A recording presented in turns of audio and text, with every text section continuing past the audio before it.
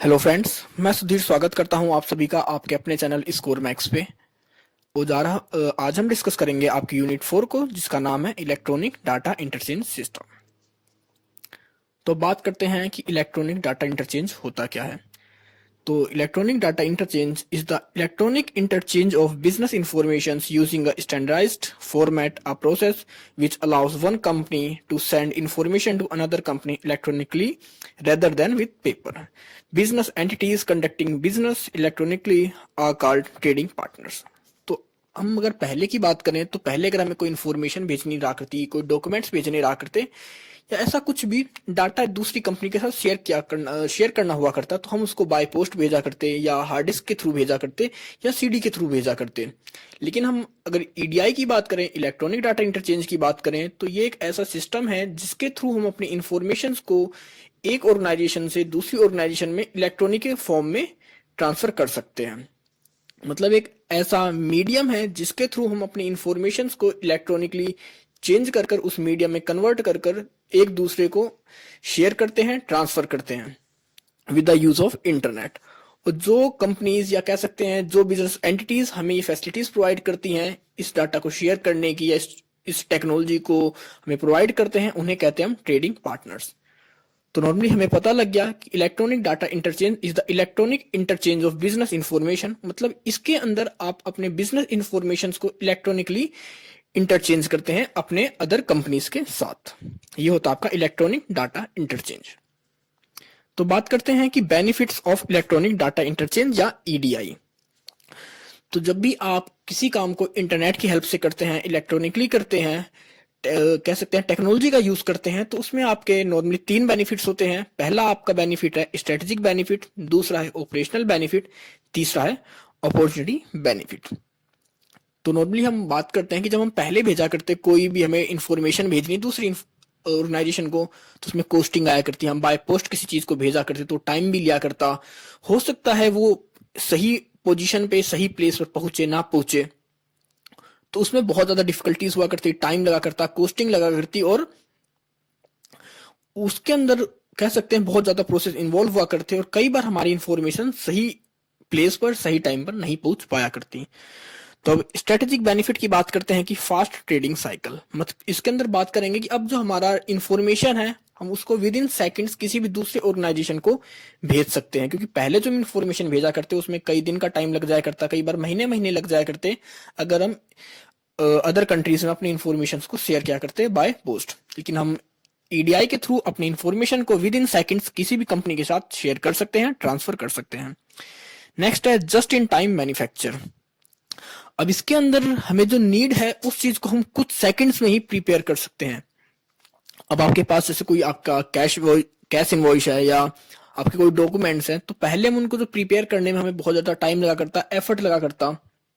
लेकिन हम आज की बात करें, अगर ईडीआई की बात करें, तो हमारे पास पहले से एक फॉर्मेट अवेलेबल होता है, उसमें हमें बस कह सकते हैं कुछ चीजों को डालकर ही उन्हें हम तुरंत अपडेट कर लेते हैं, उन्हें तुरंत बना लेते हैं। तो इसमें हमें जो डॉक्यूमेंट्स को बनाने का टाइम लगा करता वो भी अब कम लगता है। नेक्स्ट है terms of trade affected in bargaining power.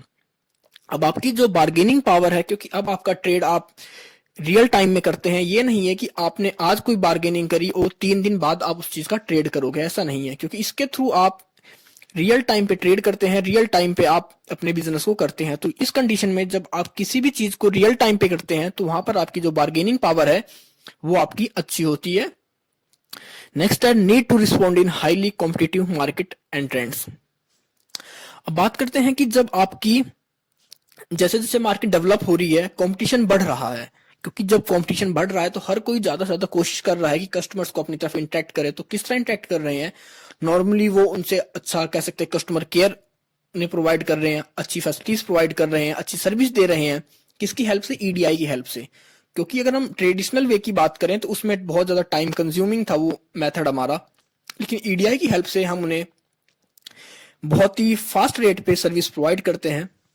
Next है एक्सेस थ्रू न्यू मार्केट। इसके थ्रू हम एक नई मार्केट में भी एंटर कर रहे हैं, क्योंकि जब हमारी स्पीड बढ़ेगी, हमारी टेक्नोलॉजी बढ़ेगी, हमारी एफिशिएंसी बढ़ेगी, तो हमारा जो ऑपरेशनल एरिया है वो भी बढ़ेगा हमारे ट्रेड में। नेक्स्ट बात करते हैं ऑपरेशनल बेनिफिट की। तो ये तो थी हमारी स्ट्रेटेजिक बेनिफिट, क्योंकि जो हमारी स्ट्रेटजी को इफेक्ट करते हैं। अब बात कर रहे हैं ऑपरेशनल बेनिफिट। तो सबसे पहला पॉइंट है रिडक्शन इन कॉस्ट। तो जब भी आप पेपर के थ्रू अपनी इंफॉर्मेशन को या ड्राइव्स के थ्रू शेयर किया करते हैं तो उसमें कॉस्टिंग बहुत ज्यादा हुआ करती है। लेकिन जब हम ईडीआई का यूज करते हैं, ईडीआई सिस्टम को यूज करते हैं, तो इसके अंदर आपकी जो कॉस्टिंग होती है वो कम हो जाती है।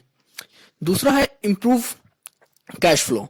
तो जब आप अब अपनी कह सकते हैं आप कॉस्ट कम कर रहे हो अपने बिजनेस में ट्रांसफर करने की, आप जो इंफॉर्मेशन ट्रांसफर क्या करते हैं अदर ऑर्गेनाइजेशंस में, मतलब आपका जो अब जो कैश का आउटफ्लो था वो कम हो रहा है। तो जब आपका कैश आउटफ्लो कम होएगा तो सीधी सी बात है आपका जो कैश फ्लो है वो इंप्रूव होएगा, क्योंकि आपकी जो कॉस्ट हुआ करती इंफॉर्मेशन को ट्रांसफर करने पर आप उस चीज को सिक्योर कर रहे हैं, उसे सेव कर रहे हैं। नेक्स्ट है सिक्योरिटी एंड एरर रिडक्शन। तो अगर आप कोई इंफॉर्मेशन, कोई डाटा आप ड्राइव्स के थ्रू, पेपर्स के थ्रू, बाय पोस्ट भेजा करते तो उसमें इतनी सिक्योरिटी नहीं रहा करती। लेकिन अगर हम बात करें ईडीआई के थ्रू, तो इसमें एक सिंटैक्स है, एक रूल्स एंड रेगुलेशंस हैं कि हम वो डाटा उसी पर्सन को पहुंचेगा, उसी मैनेजमेंट को पहुंचेगा, उसी कंपनी को पहुंचेगा जिसको हमने भेजा है, और उसे वही पर्सन डिकोड कर सकता है। इसमें ऐसा नहीं हो सकता कि कोई भी थर्ड पर्सन उस मैसेज को अपनी मर्जी से डिकोड कर ले या उसको यूज कर सके, क्योंकि इसके अंदर एक सेंडर होता है, एक रिसीवर होता है। तो अगर हमने कोई डाटा सेंड करा है तो ईडीआई आपका जो सिस्टम है पहले उस डाटा को एनकोड करता है और फिर वो सीधा सेंड करता है रिसीवर के पास, और जब तक रिसीवर अपने की के थ्रू उसको डिकोड नहीं करेगा तब तक उस मैसेज को वो ओपन नहीं कर सकता। तो जो हमारी सिक्योरिटी है इसके अंदर हमारे इंफॉर्मेशन की वो ज्यादा होती है। और एरर रिडक्शन, क्योंकि जब हम कह सकते हैं मैनुअली कंपैरिजन मशीन पे वर्क करते हैं, टेक्निकली वर्क करते हैं, क्योंकि हमारे पास एक मशीन है, एक टेक्नोलॉजी है, वो हमें बताएगी कि अगर हमारा कोई एरर हो भी जाता है तो हमें तुरंत शो कर देगी कि आपका यहाँ पर एरर हुआ, आप इसे करेक्ट करिए। अगर एरर होगा तो वो उस चीज को ट्रांसफर ही नहीं करेगी। तो इसके थ्रू जो इसके अंदर एरर हुआ करता है हमारी इंफॉर्मेशन ट्रांसफॉर्मेशन में, वो भी कम होता है। अब बात करते हैं अपॉर्चुनिटी बेनिफिट्स के बारे में कि कौन कौन सी अपॉर्चुनिटी बेनिफिट्स हमारे सामने ईडीआई को यूज करके। तो सबसे पहला है एनहेंस इमेज। आप अपनी इमेज को इंप्रूव कर सकते हैं, क्योंकि आप जितना इंटरेक्ट करोगे, जितना आप इलेक्ट्रॉनिक मीडियम को यूज करोगे, इंटरनेट को यूज करोगे, उतना ही आप एफिशिएंट होगे अपने बिजनेस में, क्योंकि आप अब रियल टाइम पे वर्क करोगे। अगर आपको कोई डाउट्स है आपके कंज्यूमर्स को, आपके कस्टमर्स को, आपके अदर मैनेजमेंट एम्प्लॉयज को, तो वो आपसे रियल टाइम पे कांटेक्ट कर सकते हैं। आप जल्दी से जल्दी किसी प्रॉब्लम को सोल्व कर सकते हैं, इजिली अपने डाटा को शेयर कर सकते हैं किसी भी ऑर्गेनाइजेशन के साथ, अपने अदर पार्टनर्स के साथ। तो आपकी जो इमेज होती है, क्योंकि अब आप काम को पहले से बेटर वे में कर रहे होते हैं, तो आपकी जो इमेज होती है वो अच्छी होती है। नेक्स्ट है कॉम्पिटिटिव एज। अगर आपको कंपटीशन में रहना है मार्केट में, तो आपको टाइम के साथ अपनी टेक्नोलॉजी को, अपने काम करने के तरीके को भी बदलना पड़ेगा। नेक्स्ट है इम्प्रूव्ड कॉर्पोरेट ट्रेडिंग रिलेशनशिप। इसके थ्रू आपका जो रिलेशनशिप होता है ट्रेडिंग का, चाहे आप सप्लायर्स के थ्रू, चाहे बायर्स के थ्रू, चाहे आप ट्रेडिंग पार्टनर्स के थ्रू, या आपके होलसेलर्स जो भी हैं, उन सभी से आप ईडीआई को यूज कर कर इजिली कनेक्ट हो सकते हैं, उनके साथ एक हेल्थी रिलेशनशिप बना सकते हैं। क्योंकि अगर हम पहले की बात करें तो आपको अपने सारे रिकॉर्ड्स को मेंटेन करना पड़ता था, चाहे आपकी इनवॉइसेस हो, चाहे आपकी रिसिप्ट्स हो, चाहे डॉक्यूमेंट्स हो। लेकिन with the help of EDI आप अपनी इन्फॉर्मेशन को इजिली शेयर कर पाते हैं अपने उन ट्रेडिंग पार्टनर्स के साथ, कॉर्पोरेट्स के साथ, और अपने बिजनेस में कह सकते हैं कि अपॉर्चुनिटी को गेन करते हैं अपनी ग्रोथ की। तो नॉर्मली साइड में एक इमेज में भी देख सकते हैं आप, किसमें दे रखा है 5 बेनिफिट्स ऑफ ईडीआई, क्योंकि ये ईडीआई थे आपके चैप्टर के अंदर, जो आपके चैप्टर में दे रखे हैं। ये नॉर्मली हम अगर नॉर्मल बात करें कि बेनिफिट्स ऑफ ईडीआई, तो आप इन पॉइंट्स को भी यूज कर सकते हैं। पहला है बेटर रिलेशनशिप, दूसरा है एलिमिनेट्स एरर, तीसरा है इंक्रीज एफिशिएंसी, फोर्थ आपका कट प्रिंट्स कॉस्ट, लास्ट आपका रिड्यूसेस लेबर। तो आप इन पॉइंट्स को भी यूज कर सकते हैं अपने एग्जाम्स में, क्योंकि पॉइंट्स आपके सामने दोनों हैं। एक वो है जो आपकी बुक्स में दे रखा है, और सेकंड वो है जो कि इन सभी के कह सकते हैं, इन सभी को यूज करके जो शॉर्ट में बनाए गए हैं वो हैं। अब बात करते हैं की कंपोनेंट्स ऑफ ईडीआई सिस्टम। तो जब भी आप ईडीआई सिस्टम को अपनी ऑर्गेनाइजेशन में सेटअप करते हैं, यूज करना चाहते हैं, तो उसके लिए आपको किन किन चीजों की या किन किन कंपोनेंट्स की नीड होती है। तो सबसे पहले कंप्यूटर हार्डवेयर। तो आपको जब ईडीआई सिस्टम यूज करना है, इंस्टॉल करना है अपने ऑर्गेनाइजेशन में, तो आपको उसके लिए कंप्यूटर हार्डवेयर की नीड होगी, जिसके थ्रू आप किसी भी इंटरनेट पर कनेक्ट हो सके, किसी लाइन पर कनेक्ट हो सके, नेटवर्क पर कनेक्ट हो सके, जिसके थ्रू कि आप अपनी कंपनी का इंफॉर्मेशन, अपनी कंपनी का डाटा किसी दूसरी कंपनी को, किसी दूसरे पर्सन को शेयर कर सकें। तो आपको इसमें एक एज अ मशीनरी के लिए आपके पास एक कंप्यूटर हार्डवेयर होना चाहिए। नेक्स्ट है कम्युनिकेशन सॉफ्टवेयर। तो अब आपके पास अगर पर्सनल कंप्यूटर है, चाहे लैपटॉप है, चाहे कोई भी हार्डवेयर कंप्यूटर है, तो उसके बाद उसके अंदर कोई सॉफ्टवेयर भी होना चाहिए कि जिस सॉफ्टवेयर का यूज कर कर आप उस नेटवर्किंग पर कनेक्ट हो सकें। क्योंकि जब तक आपके हार्डवेयर के अंदर कोई कम्युनिकेशन सॉफ्टवेयर नहीं है, तब तक आप उस नेटवर्क से कनेक्ट नहीं हो सकते जिसके थ्रू आप अपने डाटा को एक दूसरे के साथ शेयर कर सकें। नेक्स्ट होता है ट्रांसलेशन सॉफ्टवेयर। तो ट्रांसलेशन सॉफ्टवेयर की बात करते हैं तो इसके अंदर आपका जो इंफॉर्मेशन होती है या आपका जो डाटा होता है उसको ये एनकोड करता है और दूसरी पार्टी के लिए डिकोड करता है। तो आपके हार्डवेयर के अंदर ट्रांसलेशन सॉफ्टवेयर भी अवेलेबल होना चाहिए कि जो कि आपको एक तरह से सिक्योरिटी प्रोवाइड करे, आपकी इंफॉर्मेशन को सिक्योर करे आपके सेंडर और रिसीवर के बीच में। क्योंकि हो सकता है अगर आपके बीच में कोई ट्रांसलेशन सॉफ्टवेयर नहीं है, आपका डाटा सिक्योर ना हो, तो उसे कोई थर्ड पार्टी यूज कर सकती है। लेकिन जब ट्रांसलेशन सॉफ्टवेयर होता है, ये हमारे डाटा को जब हम सेंड करते हैं तो उसे एनकोड कर देता है। मतलब एक ऐसी लैंग्वेज जिसे बिना उसके डिक्रिप्ट करे उसे कोई पढ़ नहीं सकता, उसका यूज नहीं कर सकता। और जब रिसीवर को मिलता है तो वो इसे ट्रांसलेशन सॉफ्टवेयर का यूज करके उस इंफॉर्मेशन को, उस डाटा को डिकोड करता है। नेक्स्ट है एप्लीकेशन सॉफ्टवेयर। अब एप्लीकेशन सॉफ्टवेयर होता है कि जब भी आप कोई हार्डवेयर को यूज कर रहे हैं तो उस हार्डवेयर को ऑपरेट करने के लिए भी आपके पास कोई ना कोई पैकेज, कोई ना कोई सॉफ्टवेयर होना चाहिए जिसके थ्रू आप उस हार्डवेयर को ऑपरेट कर सकें। लास्ट होता है आपका कम्युनिकेशंस नेटवर्क। तो आपके पास इंटरनेट कनेक्शन होना चाहिए, कह सकते हैं, या तो आपके पास वैन हो या कोई भी ऐसा नेटवर्क कनेक्शन जिसके थ्रू आप अपने कंप्यूटर को दूसरे कंप्यूटर्स के साथ कनेक्ट कर सकें। क्योंकि अगर आपके पास नेटवर्क नहीं है, आपके पास इंटरनेट नहीं है, तो आप अपने जो डाटा है या आपका जो कंप्यूटर है उसको अदर ऑर्गेनाइजेशंस के साथ जोड़ नहीं पाएंगे। तो नॉर्मली इसके लिए हम यूज करते हैं लाइंस का, टेलीफोन्स लाइंस है, इंटरनेट है और सैटेलाइट्स का। इन चीजों का यूज कर कर हम अपने कंप्यूटर्स को अदर कंप्यूटर्स के साथ कनेक्ट कर सकते हैं। तो ये थे आपके 5 कंपोनेंट्स ऑफ ईडीआई सिस्टम। हम बात करते हैं ईडीआई एंड बार कोडिंग। तो जैसा आप साइड में इमेज में देख रहे हैं बार कोडिंग, तो आप कोई भी प्रोडक्ट अगर परचेज करते हैं तो उसके आप अगर बैक साइड में देखेंगे तो उससे प्रोडक्ट के, हर प्रोडक्ट के साथ उसमें कुछ बार्स लगे होते हैं, बार्स बने होते हैं और उनके नीचे कुछ नंबर रिटर्न में होते हैं। तो नॉर्मली बार होता क्या है कि एक तरह से ये बार्स का कॉम्बिनेशन होता है बहुत सारे बार्स का, और उनके बीच में कुछ स्पेस अवेलेबल होता है जो कि आपके प्रोडक्ट की इंफॉर्मेशन, उसकी डिटेल, उसकी मैन्युफैक्चरिंग, कह सकते हैं कि आपके प्रोडक्ट की ओवरऑल इंफॉर्मेशन को एज ए बार्स में कन्वर्ट कर देता है। और उसको हम तभी पढ़ सकते हैं जब हम, कह सकते हैं, कोई डिवाइस हो हमारे पास जो उस बार कोड को डिकोड कर सके। तो बार कोडिंग क्या है कि bar code as oriented system consisting of bars and spaces that contain coded information which can be quickly readed by scanning equipments. इसके अंदर होता है कि हम अपनी इंफॉर्मेशन को, प्रोडक्ट के डाटा को हम बार्स और स्पेस की फॉर्म में कन्वर्ट कर कर रखते हैं, और इसको हम तभी पढ़ सकते हैं जब हमारे पास कोई स्कैनिंग इक्विपमेंट हो। EDI is being used for barcoding, which are machine readable representation of human readable information. तो EDI भी कह सकते हैं, यूज करते हैं आप बार कोडिंग के लिए कि EDI भी वही है कि आप इलेक्ट्रॉनिक वे में किसी डाटा को शेयर कर रहे हैं। और बार कोडिंग क्या होता है कि प्रोडक्ट के ऊपर वो बार्स बन रखे हैं, बार कोड है उसके ऊपर, और हम किसी मशीन का यूज कर कर उस इंफॉर्मेशन को कलेक्ट कर रहे हैं।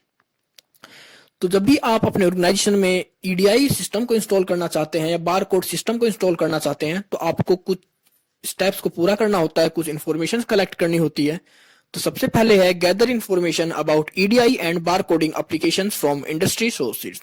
तो सबसे पहले आपको पता करना पड़ेगा कि ईडीआई की जो सोर्सेज हैं या बार कोडिंग एप्लीकेशन हैं आपकी इंडस्ट्री में, वो कहाँ से मिल सकती हैं आपको और उनका सोर्सेज क्या है। क्योंकि आपको पता होना चाहिए कि आप किस तरह के बार कोड को यूज कर सकते हैं अपने प्रोडक्ट के लिए, अपनी इंफॉर्मेशन को ट्रांसफर करने के लिए। तो सबसे पहले आपके पास इंफॉर्मेशन होनी चाहिए related to EDI and bar coding applications. Next होता है make decision about the hardware and software for the EDI system.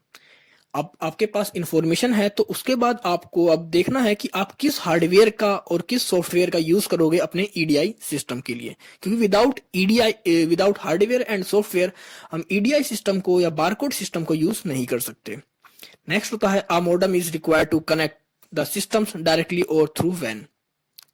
अब आपको एक मॉडेम का रिक्वायरमेंट होती है, मॉडेम की नीड होती है, जिसके थ्रू कि आपको एक इंटरनेट कनेक्शन अवेलेबल होता है, जिसके थ्रू आप उस सिस्टम पर कनेक्ट हो सकते हैं, अपनी इंफॉर्मेशन डायरेक्ट दूसरे ऑर्गेनाइजेशन को भेज सकते हैं, या फिर कह सकते हैं कि हम वैन के थ्रू कनेक्ट होते हैं। तो वैन होता क्या है कि एक तरह से थर्ड पार्टी सॉफ्टवेयर है, ये हमें एक तरह से स्पेस प्रोवाइड करता है, सर्विस प्रोवाइड करता है अपने इंफॉर्मेशन को शेयर करने के लिए दूसरी ऑर्गेनाइजेशन के साथ।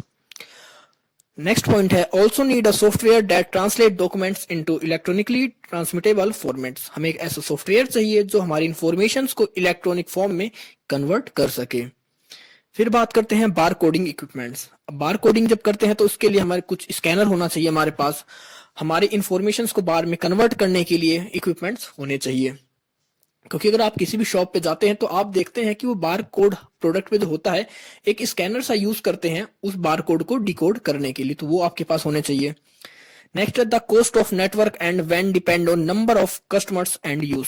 और आपकी जो कॉस्टिंग होगी बार्स की या ईडीआई सिस्टम की डिपेंड करेगी आपके कि आपके कितने कस्टमर हैं या आप कितना यूज करेंगे उस सिस्टम को, तो आपको उसकी कॉस्टिंग का वहां से अंदाजा लग जाता है। नेक्स्ट है train employees to manage and monitor the EDI and bar coding. फिर आपको अपने एम्प्लॉयज को ट्रेन करना होता है कि जिसके थ्रू वो ईडीआई सिस्टम या बार कोडिंग को मैनेज कर सके, मॉनिटर कर सके। लास्ट होता है work with trading partners to fully implemented the EDI and bar code programmes. अब आप कई बार होता है कि आपके पास खुद का इतना सिस्टम नहीं होता, आपके खुद के नेटवर्क नहीं होते कि आप इस सारे प्रोसेस को, इस सारे वर्क को अपने खुद के नेटवर्क के थ्रू कर सकें, या आपका खुद का नेटवर्क आप डेवलप कर सकें। तो वहां पर आप किसी थर्ड पार्टी की हेल्प लेते हैं जिन्हें आप ट्रेडिंग पार्टनर्स कहते हैं। तो आपको उनके साथ वर्क करना चाहिए, उनके साथ उनके प्रोग्राम्स में हेल्प लेनी चाहिए, जिसके थ्रू आप ईडीआई को फुल्ली इंप्लीमेंटेड कर सकें अपने ऑर्गेनाइजेशन में। तो ये थे आपके ईडीआई एंड बार कोडिंग। तो नॉर्मली आपका जो बार कोडिंग है ये ईडीआई का ही पार्ट है, क्योंकि ईडीआई के अंदर हम अपने इंफॉर्मेशन को इलेक्ट्रॉनिक फॉर्म में शेयर करते हैं, और बार कोडिंग के अंदर भी यही होता है कि हम किसी प्रोडक्ट के ऊपर बार कोड को स्कैन कर कर उसकी इंफॉर्मेशन को कलेक्ट करते हैं। तो वो भी हम इलेक्ट्रॉनिक फॉर्म का ही यूज कर रहे हैं उसकी इंफॉर्मेशन को कलेक्ट करने के लिए। बात करते हैं एडी फैक्ट की। तो नॉर्मली अगर इसकी हम फुल फॉर्म बात करें तो electronic data interchange for administration, commerce and transport. तो EDIFACT is the only international syntax standards use for interchange of electronic message. तो जब भी आप कोई काम करते हैं तो उससे रिलेटेड कोई रूल्स होना चाहिए, कोई रेगुलेशंस होने चाहिए, उनसे रिलेटेड कोई ना कोई इंटरनेशनल स्टैंडर्ड होने चाहिए। तो एडीफैक्ट आपका एक अकेला ऐसा सिंटैक्स है, सिंटैक्स कह सकते हैं आप, ग्रामर इस चीज से रिलेटेड कि आप किस फॉर्मेट में किन मैसेज का, किन कोड्स का यूज करके आप अपने मैसेज को ट्रांसफर करोगे, इंटरचेंज करोगे अदर ऑर्गेनाइजेशंस के साथ। तो EDIFACT is the only international syntax standards used for interchange of electronic message. अब एडीफैक्ट बना कब? तो इसका बोर्न हुआ 1985 में इसे बनाया गया था by merging the best features of UNTDI and ANSI 1012। तो इसको बनाया गया था मर्ज कर यूएनटीडीआई, इससे पहले जो हमारे इलेक्ट्रॉनिक इंफॉर्मेशन को शेयर करने के लिए यूज किया जाया करता सिस्टम हमारा, वो था यूएनटीडीआई एंड एएनएसआई 1012। तो इनको पहले यूज किया जाया करता आपकी इंफॉर्मेशन को शेयर करने के लिए। तो इनके बेस्ट फीचर्स को कंबाइन कर मर्ज कर बनाया गया था आपके एडीफैक्ट को। EDIFACT defines the syntax rules for the transmission of message and can be used across global boundaries. EDIFACTs आपके डिफाइन करता है रूल्स को या ग्रामर्स को कि आप किस तरह अपने मैसेज को ट्रांसमिशन करोगे, किस तरह कन्वर्ट करोगे और किस तरह ट्रांसफर करोगे दूसरी ऑर्गेनाइजेशंस को। कह सकते हैं कि एडीफैक्ट एक ऐसा में एरिया प्रोवाइड करता है, ऐसे रूल्स प्रोवाइड करता है जिसके थ्रू आप अपने मैसेज को, अपनी इंफॉर्मेशन को ट्रांसमिशन कर सकते हैं ओवरऑल आपकी ग्लोबल बाउंड्रीज के अंदर। EDIFACT message standard are used for international trade and have been endorsed by the United Nation. तो आपके एडीफैक्ट मैसेज का जो स्टैंडर्ड है इसे यूज किया जाता है इंटरनेशनल ट्रेड में, और इसको कौन एंडोर्स कर रहा है? United nation. मतलब इसका जो प्रमोट कर रहा है, जो इसके लिए वर्क करता है, वो यूनाइटेड नेशन करता है, और इसका यूज करते हैं हम इंटरनेशनल ट्रेड के अंदर। मतलब इंटरनेशनल ट्रेड करना है तो हमें बहुत सारे डॉक्यूमेंट्स को शेयर करना होता है, ट्रांसफर करना होता है। तो अब हम उन चीजों को फिजिकली ट्रांसफर ना कर इलेक्ट्रॉनिक फॉर्म में ट्रांसफर करते हैं। तो बात करते हैं EDIFACT cover standardisation in the following areas. तो आपका जो एडिफैक्ट है ये किन किन एरियाज में कह सकते हैं इसके रूल्स रेगुलेशंस या स्टैंडर्ड है। सबसे पहला है डाटा एलिमेंट। तो इसके अंदर होता है कि data elements consist details of retailers, buyers, sellers and description and value of goods. मतलब आप इसके थ्रू, अगर आप सेलर हैं तो आपके बारे में पूरी इंफॉर्मेशन होनी चाहिए इसके अंदर। अगर आप बायर हैं तो आपके बारे में कोई इंफॉर्मेशन होनी चाहिए। अगर आपने कोई गुड्स ट्रांसफर करा है, उसकी रिसिप्ट आप भेज रहे हैं, तो आपको अपने गुड्स के बारे में इंफॉर्मेशन प्रोवाइड करनी पड़ेगी, उसकी वैल्यू के बारे में बताना पड़ेगा। मतलब आप जो भी ट्रेड करते हैं, जिस चीज से रिलेटेड आप इंफॉर्मेशन शेयर कर रहे हैं, शेयर करने वाला और जो इंफॉर्मेशन शेयर कर रहा है उस चीज के बारे में उसे प्रॉपर डाटा प्रोवाइड करना पड़ेगा इसके अंदर। नेक्स्ट है सिंटैक्स रूल। सिंटैक्स रूल मतलब कह सकते हैं एक तरह से ग्रामर है कि आप इन मैसेज को किस तरह लिखोगे। जैसे आप कोई भी लैंग्वेज सीखते हैं तो पहले आप उसकी ग्रामर सीखते हैं, उन ग्रामर का यूज कर ही आप उन अल्फाबेट्स को यूज कर पाते हैं। तो वही इसमें सिंटैक्स रूल्स हैं कि आपको कुछ रूल्स बताए गए हैं, कुछ रेगुलेशंस है, कुछ ग्रामर टर्म्स हैं जिनका यूज कर आप एक मैसेज को बना सकते हैं स्ट्रक्चर्ड मैनर में। नेक्स्ट है मैसेज। तो मैसेज की बात करें कि ये एक कह सकते हैं सेट ऑफ इंफॉर्मेशन होता है ये, जिसके अंदर बहुत सारी इंफॉर्मेशन आपकी सिक्योर होती हैं, सेफ होती हैं, और ये आपके एक डॉक्यूमेंट के बराबर माना जाता है जो इसका मैसेज होता है, क्योंकि यहाँ पर हम डॉक्यूमेंट्स को फिजिकली ना भेजकर उसे मैसेज की फॉर्म में भेजते हैं। नेक्स्ट है सेगमेंट। तो सेगमेंट की बात करें तो ये आपका जो इमीडिएट यूनिट ऑफ इंफॉर्मेशन होती है कि आपने जो डाटा भेजा है या जो मैसेज भेजा है उसको आप सेगमेंट्स की कह सकते हैं फॉर्म में भेजते हैं। क्योंकि जैसे आप कोई लेटर लिख रहे हैं तो ये नहीं कि आप पूरा एक लेटर कंबाइन, आप उसमें कुछ वर्ड्स को, कुछ पैराग्राफ्स को, कुछ लाइंस को कंबाइन कर ही उस चीज को बनाते हैं। तो उसी तरह जब हम एक एडिफैक्ट पे अपने मैसेज को ट्रांसफर करते हैं, अपनी इंफॉर्मेशन को शेयर करते हैं, तो उसमें हम सेगमेंट्स का यूज करते हैं। एक तरह से यूनिट है हमारी ये इंफॉर्मेशन के लिए जो मैसेज में यूज करते हैं। अब बात करते हैं कोड्स की। तो कोड्स हम नॉर्मली यूज करते हैं एब्रीविएशन के लिए, क्योंकि नॉर्मली हमारे पास 150 कोड्स हैं जो कि हमारे एडिफैक्ट के अंदर अवेलेबल हैं। इन कोड्स का यूज करते हैं हम अपने इंफॉर्मेशन को शेयर करने में। तो ये जो कोड्स हैं आपके आईएसओ कोड्स हैं, या कह सकते हैं इन्हें बनाया गया है एडिफैक्ट के थ्रू, और इन कोड्स को ग्लोबली कह सकते हैं एक्सेप्टेंस मिल रखी है। तो ये थे आपके EDIFACT cover standardised in the following areas की किन किन एरियाज में जो आपका एडिफैक्ट है वो काम करता है, क्या रूल्स हैं, किन किन पॉइंट्स को उसने कवर किया है। हम बात करते हैं वैल्यू एडिड नेटवर्क सर्विसेज। तो वैल्यू एडिड नेटवर्क सर्विस कह सकते हैं एक तरह से एक इंटरनेट सर्विस प्रोवाइडर है, क्योंकि हर ऑर्गेनाइजेशन के पास आजकल इतना रिसोर्स नहीं है, इतनी कैपिटल नहीं है, इतना फाइनेंस नहीं है कि वो अपने लिए खुद का एक सिस्टम डेवलप कर सकें, अपना खुद का एक प्रोटोकॉल डेवलप कर सकें अपनी इंफॉर्मेशन को ट्रांसफर करने के लिए। तो value added network is a internet provider which allows transmission and interchange of electronic data on the internet protocol, whence allows instant and intermittent transmission, transfer, downloading, uploading of data which is to be interchanged electronically. The individual connection is maintained through a computer system via modem which provides an access to the WANs. WANs has revolutionized the communication and transfer of data instantly. तो कह सकते हैं आपका एक service provider है, internet provider है आपका value added network services, क्योंकि हर ऑर्गेनाइजेशन के पास इतना रिसोर्स नहीं है वो अपने खुद का सिस्टम डेवलप कर सके नेटवर्किंग का। तो ये उन्हें सर्विस प्रोवाइड करता है उनके मैसेज को भेजने के लिए, उनके डाउनलोडिंग के लिए, अपलोडिंग ऑफ डाटा के लिए, या अपने डाटा को इंटरचेंज इलेक्ट्रॉनिक फॉर्म में कन्वर्ट करने के लिए। और इससे आप मेंटेन करते हैं कंप्यूटर नेटवर्क से थ्रू, और मॉडेम की हेल्प लेकर आप इस वैन नेटवर्क को एक्सेस कर सकते हैं, क्योंकि आपके पास नेटवर्क होना चाहिए, इंटरनेट कनेक्शन होना चाहिए जिसके थ्रू आप इस वैन नेटवर्क को एक्सेस कर पाएंगे। तो कह सकते हैं एक तरह से सॉफ्टवेयर है, एक एप्लीकेशन है, एक सर्विस है जो कि थर्ड पार्टी प्रोवाइड करती है हमारे बिजनेस ऑर्गेनाइजेशंस को। तो बेनिफिट्स ऑफ वैन्स की बात करते हैं। सबसे पहला होता है मेल बॉक्सिंग। तो वैन्स क्या होता है कि आपको एक सर्विस प्रोवाइड करता है कि आप अपने इंफॉर्मेशन को, मेल्स को, डाटा को बाय पोस्ट ना भेजकर उसे इलेक्ट्रॉनिक फॉर्म में सेंड कर सकते हैं किसी भी ऑर्गेनाइजेशन को। तो जब आप अपने डाटा को इलेक्ट्रॉनिक फॉर्म में शेयर करते हैं किसी दूसरी ऑर्गेनाइजेशन के साथ, तो आपकी जो कॉस्टिंग होती है वो कम हो जाती है, आपकी जो सिक्योरिटी होती है वो भी बढ़ जाती है, और आप मैक्सिमम से ज्यादा डाटा एक बारी में शेयर कर सकते हैं। क्योंकि अगर पहले बात करें ट्रेडिशनल वे में, तो वहां पर हम एक लिमिटेड डाटा ही यूज कर सकते थे किसी को सेंड करने के लिए। अगर हमें कोई टेक्स्ट करना रहा करता, कोई पोस्ट भेजनी रहा करती, या हार्ड डिस्क या सीडीज के थ्रू, तो हम एक लिमिटेड डाटा ही सेंड कर पाया करते, शेयर कर पाया करते। But with the help of VANs, इसके थ्रू हम बहुत ज्यादा डाटा को इजिली मेल कर सकते हैं किसी भी दूसरे पर्सन को, वो भी कम कॉस्ट पर। दूसरा है सिक्योरिटी। तो सिक्योरिटी जो हम ट्रेडिशनल वे में यूज किया करते तो उसमें इतना सिक्योर नहीं था, क्योंकि उसमें हम अपने इंफॉर्मेशन को बाय पोस्ट शेयर क्या करते, या कह सकते हैं कोई और मेथड यूज क्या करते जिसके थ्रू कि हम अपनी इंफॉर्मेशन को किसी दूसरी ऑर्गेनाइजेशन को भेजा करते थे।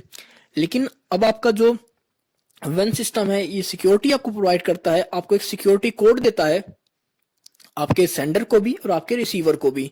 क्योंकि अगर आपका कोई सेंडर आपको कोई इन्फॉर्मेशन भेज रहा है, तो उस मैसेज को सिर्फ वही पर्सन डिकोड कर सकता है वो जिसके लिए वो भेजा गया है।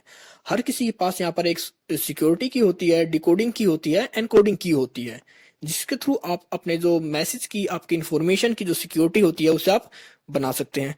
नेक्स्ट होता है ऑडिट कंट्रोल। अब ऑडिट कंट्रोल की बात करें तो आपका जो वेन सिस्टम है वो अलाउ करता है कि सिर्फ आपके पास वही इंफॉर्मेशन आए, वही डाटा आए जिसकी आपके ऑर्गेनाइजेशन को, जिसकी आपको नीड है। कई बार आपके स्पैम मैसेजेस होते हैं, स्पैम कॉन्टैक्ट्स होते हैं, इनफैन इंफॉर्मेशन होती हैं जो कि आपके सिस्टम में आ जाती हैं, तो ये उन सभी चीजों को ब्लॉक करता है, उन चीजों को बंद कर देता है। नेक्स्ट है VANs offering training, implementations and help desk facilities to support the EDI introduction. और आपकी वेंस हेल्प भी करता है कि अगर किसी ऑर्गेनाइजेशन के अंदर उसे इम्प्लीमेंटेशन करनी है वेंस सिस्टम की, तो उससे रिलेटेड उन्हें ट्रेनिंग प्रोवाइड करेगा, उन्हें हेल्प डेस्क फैसिलिटी प्रोवाइड करता है और सपोर्ट प्रोवाइड करता है कि वो अपने ऑर्गेनाइजेशन में किस तरह इजिली ईडीआई को इंट्रोड्यूस कर सके। तो ये थे आपके बेनिफिट्स ऑफ ईडीआई। तो जो आपके बेनिफिट्स कह सकते हैं ईडीआई के थे, वही बेनिफिट्स आपके वेंस के भी हैं, क्योंकि दोनों का जो वर्क है वो सेम ही है। बस ईडीआई जो होता है वो ऑर्गेनाइजेशन का होता है, या कह सकते हैं, और आपका जो वेंस है ये कोई एक थर्ड पार्टी होती है जो उन्हीं सर्विसेज को प्रोवाइड करती है। अब बात करते हैं बिजनेस अप्रोच टू ईडीआई। तो business approach to EDI is mainly decided by the size of business, its requirement and customers base. तो आप किस तरह इंफॉर्मेशन का यूज करोगे, किस तरह उन्हें ट्रांसफर करोगे, ये टोटली डिपेंड करता है कि आपका बिजनेस किस टाइप का है, आपके बिजनेस का साइज क्या है, आपकी रिक्वायरमेंट क्या है, आपका कस्टमर बेस क्या है। क्योंकि अगर कोई ऑर्गेनाइजेशन बहुत ज्यादा बड़ी है तो उसके लिए उसको एक ऐसे ईडीआई सिस्टम की नीड होगी जो कि उसके होल बिजनेस को इजिली सिक्योर कर सके, उनके डाटा को, इन्फॉर्मेशन को शेयर कर सके। लेकिन अगर आपका बिजनेस अभी बहुत छोटा है तो आपके छोटे लेवल पे आपको ईडीआई सिस्टम की, सॉफ्टवेयर की, हार्डवेयर की नीड होगी। क्योंकि जैसा आपका बिजनेस होगा, जैसी आपकी रिक्वायरमेंट होगी, जैसा आपका कस्टमर बेस होगा, उसी हिसाब से आपकी जो अप्रोच होगी ईडीआई को यूज करने की, इंप्लीमेंट करने की, वो होगी। अब रोल की बात करें तो रोल आपके वही होंगे जो हमने स्टार्टिंग में बात करे थे, क्योंकि वहां पर भी हमने बात करी थी स्ट्रेटेजिक बेनिफिट्स, ऑपरेशनल बेनिफिट्स और आपके अपॉर्चुनिटी बेनिफिट्स। तो वही इसके अंदर आपके रोल आ जाएंगे, क्योंकि इनका रोल उसी चीजों में आएगा। जैसे आपकी पेपर कोस्टिंग को कम करता है, ये आपके कैश फ्लो को इंप्रूव करता है, आपको सिक्योरिटी प्रोवाइड करता है, आपकी इमेज को इंप्रूव करता है, आपको जो ट्रेडिंग साइकिल होती है उस चीज को इंप्रूव करता है, रियल टाइम में आप अपनी मैन्युफैक्चरिंग करते हैं, या आपका जो रिस्पॉन्स प्रोवाइड करना होता है आपको मार्केट्स में वो इजिली होता है, आपका एक्सेस होता है न्यू मार्केट्स में। तो मतलब आपने जो पढ़ा था कि बेनिफिट्स ऑफ ईडीआई, वही आपका आ जाएगा रोल ऑफ ईडीआई। क्योंकि जो बेनिफिट्स होते हैं वही काम को कर कर उन्हीं चीजों को करता है आपका कोई भी वर्क या ईडीआई। अब ईडीआई एज बिजनेस इशू। तो अब हम बात करें कि ईडीआई एज बिजनेस इशू, तो पहले हम माना करते हैं कि ईडीआई बिजनेस से अलग है। ईडीआई एक अलग टर्म है जो कि हमारे बिजनेस से टोटली अलग है। लेकिन अब मॉडर्न टाइम की बात करें तो ईडीआई को माना जाता है कि अब ये आपके बिजनेस से अलग ना होकर आपके बिजनेस का एक पार्ट बन चुका है। क्योंकि पहले हम ईडीआई को एक टेक्निकल इशू मानते थे, लेकिन अब ये आपका एक बिजनेस इशू बन चुका है। क्योंकि आज के टाइम हम ऑर्गेनाइजेशंस की बात करें तो अलग अलग पैरामीटर्स का यूज करते हैं कस्टमर को इंटरेक्ट करने के लिए, उन्हें अपनी तरफ अट्रैक्ट करने के लिए, अपनी कॉस्ट को बचाने के लिए। तो अब हम बात करते हैं कि सिर्फ अब ये आपका टेक्निकल हिस्सा नहीं बन चुका है, ये आपका बिजनेस का, कह सकते हैं, इशू बन चुका है, बिजनेस का पार्ट बन चुका है ईडीआई। और अब अगर आपको अपने बिजनेस को अच्छी तरह से एग्रीगेट करना है, आपको मैक्सिमाइज करना अपने प्रॉफिट को, तो आपको ईडीआई को इजीली इंस्टॉल करना पड़ेगा, आपको उस चीज के बारे में कॉस्ट इफेक्टिव होना चाहिए कि आप किस तरह ईडीआई को समझ सकते हैं, किस तरह उसको आप यूज कर सकते हैं और किस तरह आप अपने ऑपरेशंस की कॉस्ट को कम कर सकते हैं ईडीआई को यूज करके। बात करते हैं डेवलपिंग एन ईडीआई प्लान। तो जब हम डिसाइड करते हैं कि हम अपने ऑर्गेनाइजेशन में ईडीआई सिस्टम को प्लान करेंगे या ईडीआई सिस्टम को यूज करेंगे, तो उससे पहले हमें क्या क्या करना होता है। तो सबसे पहला होता है ईडीआई कैंपेन। तो ईडीआई कैंपेन मतलब क्या होता है कि इससे अब आपका ऑर्गेनाइजेशन, आपका मैनेजमेंट, आपका जो बिजनेस है, उसने डिसाइड किया कि वो अपने सिस्टम में ईडीआई सिस्टम को इम्प्लीमेंट करेगा।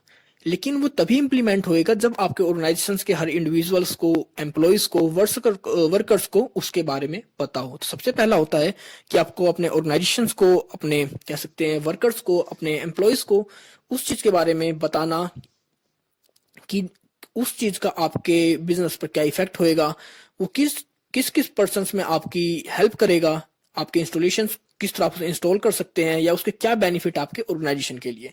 तो सबसे पहले आपको ईडीआई के बेनिफिट्स के बारे में, उसके यूज के बारे में, उसके पर्पस के बारे में अपने ऑर्गेनाइजेशन में बताना पड़ेगा, सभी को अवेयर करना पड़ेगा। नेक्स्ट होता है बिजनेस केस। बिजनेस केस क्या होता है कि जो आपका ईडीआई होता है, क्योंकि इसके अंदर क्या होता है कि आपको अपनी इंफॉर्मेशन शेयर करनी होती है किसी दूसरे कह सकते हैं ऑर्गेनाइजेशन के साथ या अपने दूसरे पार्टनर्स के साथ। तो नॉर्मली आप यहाँ देखते हैं कि आप उस ईडीआई का यूज कर आप देखेंगे किस तरह आप मैक्सिमम यूज करेंगे उसका, किस तरह वो आपके लिए बेनिफिशियल होगा आपके ऑर्गेनाइजेशन के अंदर, किस तरह आप अपने पार्टनर्स को इन्फ्लुएंस करेंगे उसके इफेक्टिव यूज के लिए, उसके ऑपरेशंस के लिए। आप पता करेंगे कि वो आपका जो ईडीआई सिस्टम है वो आपके बिजनेस के लिए सूटेबल है या नहीं है, आपके जो अदर पार्टनर्स हैं वो उसका यूज कर रहे हैं, आपकी इंडस्ट्री में उसका क्या यूज है, क्या स्टेटस उस सिस्टम का। क्योंकि अब आपको सब कुछ पता करेंगे आपके बिजनेस केस में कि वो जो ईडीआई है वो किस तरह आपके बिजनेस को रिप्रेजेंट करता है या आपके बिजनेस में किस तरह उसकी ग्रोथ रेट चल रही है। नेक्स्ट होता है मैनेजमेंट कमिटमेंट। तो मैनेजमेंट कमिटमेंट होती है कि जब तक आप कह सकते हैं आपका मैनेजमेंट किसी के लिए कमिटेड ना हो या किसी चीज के लिए रिस्पॉन्सिबिलिटी लेने के तैयार ना हो, तब तक वो चीज उस ऑर्गेनाइजेशन में बेनिफिशियल नहीं होती। तो इसके अंदर हम जैसे सबसे पहले कैंपेन हुआ, उसके बाद हमने इंफॉर्मेशन कलेक्ट करी, डाटा कलेक्ट किया कि वो हमारे बिजनेस को किस तरह इफेक्ट करेगा। फिर इसके बाद होता है कि आपके जो मैनेजमेंट है वो कमिटमेंट दे कि हम इस चीज को अपनी ऑर्गेनाइजेशन में इंप्लीमेंट करेंगे, इसका हम यूज करेंगे, किस तरह इस चीज को हम बेनिफिट उठाएंगे अपने रिवेन्यू जनरेशन के लिए। तो मैनेजमेंट कमिटमेंट होती है। नेक्स्ट होता है ईडीआई डेवलपमेंट एंड इम्प्लीमेंटेशन। तो अब इसके बाद हम ईडीआई डेवलपमेंट एंड इम्प्लीमेंटेशन करते हैं। मतलब इसके अंदर हम अपने हार्डवेयर को अपने पास लाएंगे, हार्डवेयर का कलेक्ट करेंगे, आपके सॉफ्टवेयर को आप मैनेज करेंगे, आपके पास जो नेटवर्किंग होनी चाहिए आप उसकी कह सकते हैं रिक्वायरमेंट्स को पूरी करेंगे अपने ऑर्गेनाइजेशन के अंदर, उनका सेटअप करेंगे, उनको इंस्टॉल करेंगे। क्योंकि जब तक आप किसी प्लान को इम्प्लीमेंट ना कर दें तब तक उस चीज को बनाने का या उस चीज को कमिटमेंट का कोई बेनिफिट नहीं रह जाता। तो इसके अंदर आप ईडीआई को डेवलप करते हैं, उसके सिस्टम्स को इंस्टॉल करते हैं और उस चीज को आपने जो पॉलिसी बनाई थी, कमिटमेंट जो दी थी ईडीआई प्लान से रिलेटेड, उस चीज को इम्प्लीमेंट करते हैं अपने ऑर्गेनाइजेशन में। नेक्स्ट होता है इंटरनल ब्रीफिंग एंड ट्रेनिंग। अब इसके बाद आप अपने जो भी ऑर्गेनाइजेशन के अंदर जो आपके एम्प्लॉयज हैं उनको उसके यूज के बारे में, उनके सॉफ्टवेयर्स के बारे में ट्रेन करेंगे कि किस तरह वो उस चीज को यूज कर सकते हैं, किस तरह वो अपनी इंफॉर्मेशन को उसके थ्रू इलेक्ट्रॉनिक फॉर्म में कन्वर्ट करेंगे, किस तरह शेयर करेंगे। क्योंकि बिना ट्रेनिंग के जब तक आपके एम्प्लॉयज को उस चीज से रिलेटेड वो अवेयर ही नहीं है, उसके यूज का उन्हें नहीं पता, उस चीज को ऑपरेट करना नहीं आता, तब तक वो उसका यूज नहीं कर सकते। तो उसके बाद उसके लिए आपको अपने एम्प्लॉयज को उसके लिए ट्रेन करना होगा, उनको एक तरह से ब्रीफिंग बतानी होगी कि ये किस तरह यूज किया जाता है और आप इसे किस किस पर्पस के लिए यूज कर सकते हैं। नेक्स्ट होता है communication with trading partners. Trading partners कह सकते हैं कि जो आपको डे टू डे ऑपरेशनल कह सकते हैं सपोर्ट प्रोवाइड करें आपके नेटवर्किंग के रिलेटेड, चाहे आपको इंटरचेंज इंफॉर्मेशन से रिलेटेड। क्योंकि हर ऑर्गेनाइजेशन के पास इंफॉर्मेशन नहीं होती कि वो अपने इस वर्क को इजिली कर सकें। तो आपके जो ट्रेडिंग पार्टनर्स होते हैं आपको गाइडिंग प्रोवाइड करते हैं, आपको गाइड प्रोवाइड करते हैं रिलेटेड टू आपके use and implementation of EDI. क्योंकि आपके पास अगर आप कोई नया सिस्टम इम्प्लीमेंट कर रहे हैं अपने बिजनेस में, तो आपके पास कोई ना कोई एक ऐसी सपोर्टिव टीम होनी चाहिए जो कि उससे रिलेटेड आपके सारे कह सकते हैं डाउट्स को, क्वायरीज को क्लियर कर सके और आपको एक सपोर्ट प्रोवाइड करे उसको डेली आपके ऑपरेशनल एंड इम्प्लीमेंटेशन में। नेक्स्ट होता है return on investment in EDI. अब बात करते हैं कि जब हम कोई भी चीज एक्सपेंस करते हैं बिजनेस के अंदर, ऑर्गेनाइजेशंस के अंदर, तो हम देखते हैं कि उससे बाद हमें कितना बेनिफिट होगा, कितनी हमें रिटर्न मिलेगी उसके साथ। तो हम वो भी देखना कैलकुलेट करते हैं कि इस चीज को हम बढ़ाकर उस चीज को मैक्सिमम से मैक्सिमम अपनी रिटर्न को बढ़ाएं। क्योंकि जब हमने ईडीआई बढ़ाया तो मतलब हमने अपनी कॉस्ट को कम किया है, अपनी इंफॉर्मेशन शेयर के कॉस्टिंग को, हमने कैश आउटफ्लो को कम किया है, और अब जो हमारी एफिशिएंसी थी वो बढ़ रही है, हमारी प्रोसेस थी वो क्विक हो रही है। तो इसके थ्रू हम देखते हैं कि हम अपनी जो रिटर्न थी, अपनी जो अर्निंग थी वो बढ़ाएं ईडीआई के थ्रू। नेक्स्ट होता है security issues in EDI implementation. तो सिक्योरिटी इश्यूज की बात करें तो अभी तक जो हमारी ईडीआई है, क्योंकि डेवलपिंग प्रोसेस में है, डेवलपिंग स्टेज पे है, अभी जो स्टैंडर्ड है इलेक्ट्रॉनिक डाटा इंटरचेंज के, वो कोई इतने स्टैंडर्ड नहीं है कि वो हर जगह कह सकते हैं अप्लीकेबल हो, हर जगह एक्सेप्टेबल हो, या वो प्रॉपर वे में सिक्योर हो। क्योंकि अभी जो ये फेस है हमारा ईडीआई का, इलेक्ट्रॉनिक इंटरचेंज का, वो अभी डेवलपिंग फॉर्म में है। तो कह सकते हैं अभी हमारी जो इंफॉर्मेशन होती है ऑर्गेनाइजेशंस की, वो इतनी सिक्योर नहीं है जितना उन्हें होना चाहिए। क्योंकि अभी हम इस चीज के स्टार्टिंग लेवल पे, और जब कोई भी चीज स्टार्टिंग लेवल पे होती है तो उसमें जो सिक्योरिटी होती है वो कहीं ना कहीं ब्रीच हो जाती है इजिली। इसके अंदर आपके जो रेस्ट्रिक्शंस भी इतना नहीं है कि उसे सिर्फ उसका ऑथराइज्ड पर्सन ही उसे ऑपरेट कर सके, ना इनके अंदर कोई तरह सिक्योरिटी लेवल है भी कि जितने की होने चाहिए इसके अंदर। क्योंकि जब आप ऑर्गेनाइजेशंस की इंफॉर्मेशन को दूसरे के साथ शेयर कर रहे हैं तो आपको एक ऐसा सिस्टम चाहिए, सिक्योरिटी सिस्टम चाहिए, जो आपको प्रॉपर सिक्योरिटी प्रोवाइड करे, आपकी इंफॉर्मेशन को सिक्योर करे, आपके डाटा को सिक्योर करे।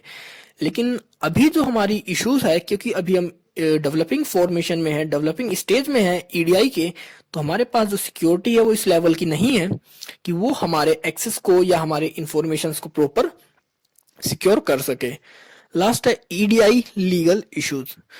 तो ईडीआई लीगल इश्यूज की बात करें तो अभी जो हमारे पास है कि लीगल इश्यूज होता क्या है कि हम अपने डॉक्यूमेंट्स को इलेक्ट्रॉनिक फॉर्म में शेयर करते हैं किसी दूसरे को, लेकिन अभी हर जगह, हर कंट्री में, हर ऑर्गेनाइजेशन इन चीजों को अभी रिकॉग्नाइज नहीं करता, इन चीजों को कह सकते हैं एक्सेप्टेंस नहीं दे रहा। क्योंकि अभी हम इस पे स्टार्टिंग पे हैं, अभी भी हमें मैक्सिमम जगह अपने हार्ड डॉक्यूमेंट्स प्रोवाइड करने पड़ते हैं या फिजिकल कॉपीज प्रोवाइड करनी पड़ती है उन डॉक्यूमेंट्स की, वो अभी भी एक्सेप्ट नहीं करते। अगर हम बात करें कोर्ट की, तो कोर्ट में किसी भी चीज की सॉफ्ट कॉपी को एक्सेप्ट नहीं करते, वो हर चीज के लिए हार्ड कॉपी की डिमांड करते हैं। और अगर हम बात करें कि जो इसमें सिग्नेचर्स यूज होते हैं वो भी आप प्रॉपर नहीं कर पाते जो कि आप हार्ड कॉपीज में करते हैं।